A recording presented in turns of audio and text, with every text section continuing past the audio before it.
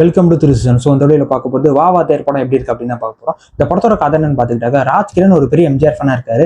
அவரோட பேரன் தான் கார்த்தி. தன்னோட பேரனை வந்துட்டு எம்ஜிஆர் மாதிரி வளர்க்கணும் அப்படின்னு அவர் ஆசைப்படுறாரு. பட் கார்த்தி வந்து அதுக்கு அப்படியே ஆப்போசிட்டா அவர் வளராரு. ஸோ இது மட்டும் இல்லாமல் இந்த படத்தில் ஒரு அரசியல் பிரச்சனையும் உள்ள வந்துருது. ஸோ இதுக்கப்புறம் என்ன அப்படி அந்த படத்தோட கதை அண்ட் அது மட்டும் இல்லாமல் இந்த படத்தோட ஃபேண்டஸியில் மட்டும் ஆட் பண்ணிக்கிறாங்க. உண்மையாக சொல்ல போனால் அந்த படத்தோட கதை வந்து ஒரு மாதிரி ஃப்ரெஷ்ஷாக ஒரு மாதிரி நல்ல கதையும் சூஸ் பண்ணிக்காங்க சொல்லலாம். அண்ட் படத்தில் பெர்ஃபார்மன்ஸ் வைஸாக எல்லாருமே சூப்பராக பண்ணிக்கிறாங்க. முக்கியமாக கார்த்தி ஸ்டீல் த சோனே சொல்லலாம். அதுலேயும் செகண்ட் ஹாஃப்ல வர அந்த எம்ஜிஆர் ஸ்டீல்லாம் வந்துட்டு வேலையோட பண்ணியிருக்காரு. அவரோட பெர்ஃபார்மன்ஸ் இந்த படத்தை வந்து ரொம்ப ஹோல்ட் பண்ணி வைக்கணும்னு சொல்லலாம். அண்ட் படத்தோட மேக்கிங் சூப்பரா இருந்துச்சு. சரி, இப்போ இந்த படத்தோட பிரச்சனைக்கு வரும்.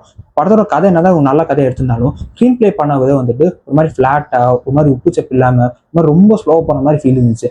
இதுல இந்த படத்தோட டியூரேஷன் வந்து 2 மணி நேரம் தான். ஃபர்ஸ்ட் ஹாஃப்லேயே செகண்ட் ஹாஃப் சரி ரெண்டுலேயும் வந்துட்டு நிறைய இடங்களில் ஸ்லோ போகிற மாதிரி ஃபீல் இருந்துச்சு.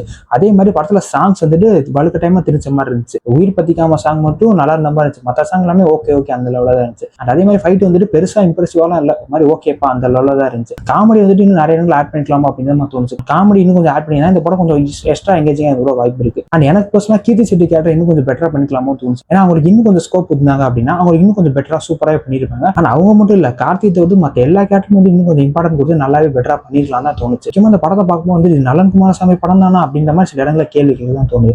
அதுக்கான காரணம் வந்துட்டு இந்த படம் வந்துட்டு ஒரு நல்ல கதை எடுத்திருக்காங்க. பட் ஸ்கிரீன் பிளே ஏன் இப்படி ரொம்ப ஸ்லோவா அது மாதிரி உப்புச்சப்பு இல்லாம ரொம்ப ஃபிளாட்டா கொடுப்பாங்களா அப்படின்னு ஒரு கேள்வி தோணுது. ஏன்னா அவரோட ப்ரீவியஸ் படம்லாம் பார்க்கும்போது வந்து ரொம்ப எங்கேஜிங்கா சார் ரொம்ப அழகா இருக்கே, எப்படி யோசிக்கிறீங்க அப்படின்னு ஒரு ஃபீல் கொடுக்கும். பட் இதெல்லாம் பார்க்கும்போது வந்து ஓகேப்பா ஏதோ போகுது அப்படின்னு ஒரு ஃபீல் தான் கொடுக்குது. முக்கியமா அந்த படத்துல வந்துட்டு கார்த்தியோட கெட்டப்லாம் பார்த்துட்டு ஐயோ இந்த படமும் ஜப்பான் மாதிரி இருந்துருமா அப்படின்னு ரொம்ப பயந்துட்டு இருந்தேன். பட் அந்த அளவுக்கு மோசம்லாம் கிடையாது. அது வரைக்கும் சந்தோஷமா தான் இருக்கு. சந்தோஷ் நாயனோட மியூசிக் வந்து இந்த படத்துல நல்லா இருந்தது. வந்துட்டு நான் ஏற்கனவே சொன்ன மாதிரி பாட்டுல வந்துட்டு இந்த உயிர் பத்திக்காம சாங் மட்டும் நல்லா இருந்தது. மற்றபடி எல்லா சாங்ஸும் ஓகேவோட தான் இருந்துச்சு. அண்ட் பிஜிஎம்ஸ் வந்து இந்த படத்துல நல்லா இருந்துச்சு. முக்கியமா செகண்ட் ஹாஃப்ல எம்ஜிஆர் போர்ஷன்லாம் ஒரு பிஜிஎம் போட்டுப்பா, அதெல்லாம் சூப்பரா இருந்துச்சு. அன்னைக்கு ஒரு எம்ஜிஆர் ஃபேனா நீங்க இந்த படம் வந்து ரொம்ப என்ஜாய் பண்ணுவீங்க. படத்துல செம்மையான ஒரு ரெஃபரன்ஸ் வேற லெவலா இருக்குன்னே சொல்லலாம். அண்ட் அவரோட சாங்ஸ்மே இந்த படத்துல யூஸ் பண்ணிப்பாங்க. அது வந்துட்டு ஒரு சில நல்லா இருந்தாலும் ஒரு சில பார்க்கும்போது தேவையாது எதுக்கு இது அப்படின்னு ஒரு ஃபீல் கொடுக்குது. ஓவராலா நான் சொன்ன பாயிண்ட்ஸையும் சேர்த்துட்டு ஸ்க்ரீன் பிளே வந்து கொஞ்சம் பெட்டரா இன்ட்ரெஸ்டிங்கா எங்கேஜிங்கா பண்ணியிருந்தாங்க அப்படின்னா இந்த படம் ஒரு சூப்பர் படம் பாருனால ஒரு ஒர்த்தான படமா அப்படின்னு சொல்லிக்கலாம். பட் இப்போதைக்கு இது ஒரு அபவ் தி ஆவரேஜ் படமா தான் இருக்கு. இந்த பொங்கலுக்கு வந்து பரசத்து வந்து ஒரு மாதிரி